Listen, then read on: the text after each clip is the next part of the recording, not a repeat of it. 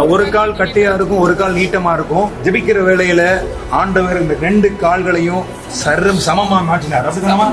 உண்மையா சொல்றீங்களா? நேரம் நடக்க முடியும், அப்படித்தானே? சரியா? கோண இப்ப நேரம் நடக்கிறது எடுக்கலாம். கீழே கொடுங்க. எல்லாம் கையை தட்டி கத்துற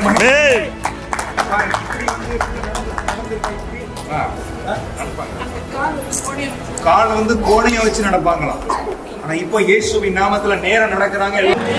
3 இன்ச்சு கட்டையான கால் ஷார்ட்டான இலக்கு இயேசுவின் நாமத்துல ஒரே செகண்ட்ல எல்லாரும் மாத்திரம் கைகள் உயர்த்துங்க. நேற்று மாத்திரம் சொன்னோம்.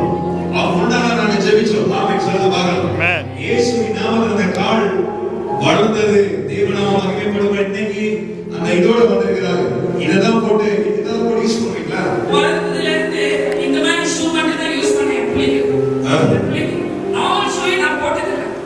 என்ன தொட்டு ஆதர்ஸ் பண்ணிட்டு எனக்கு கேவலப்படுத்துறாங்க. எப்புள்ள ஊழல் சொன்னாங்க.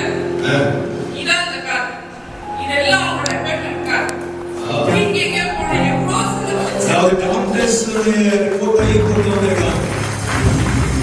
பாருங்க, இந்த போட்டு தான் இவங்க ஒரு தாய்க்கு எவ்வளவு கஷ்டமா இருந்திருக்கும். சந்தோஷமா இருக்கீங்களா சிஸ்டர்? ரொம்ப சந்தோஷமா. உண்மையா? இது வரைக்கும் நான் சந்தோஷமா இருக்கேன். எவ்வளோ நான் பாடுபட்டிருக்கேன். இப்படிதான் இருக்குமான்னு வருத்தப்பட்டிருக்கேன். கடைசி அவங்க நினைச்சாங்க கடைசி வரை என் பிள்ளை இப்படிதான் இருக்குமோ, அவன் இப்படிதான் இந்த மாதிரி ஷூ போட்டு தான் அடையுமோன்னு அவங்க நினைச்சாங்க. ஆனா கர்த்தர் சொன்னார், உன் நினைவு என் நினைவு அல்ல, உன் வழி என் வழி அல்ல, பூமிக்கு வானத்துக்கு எவ்வளோ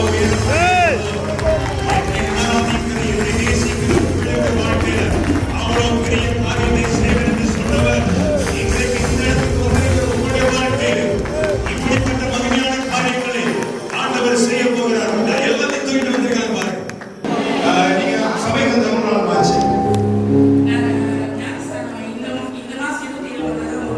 ஒரு மாசம் தான் வந்தேன். வந்து ஒரு மாசம் தான் ஆகல. ஒரு மாசம். பேர் என்னது? தாரணி. பார்த்தீங்களா, ஆண்டவர் அவங்க அறியவே இல்லை. ஆண்டவர் அவங்களை அறிந்து வைத்திருந்தார்.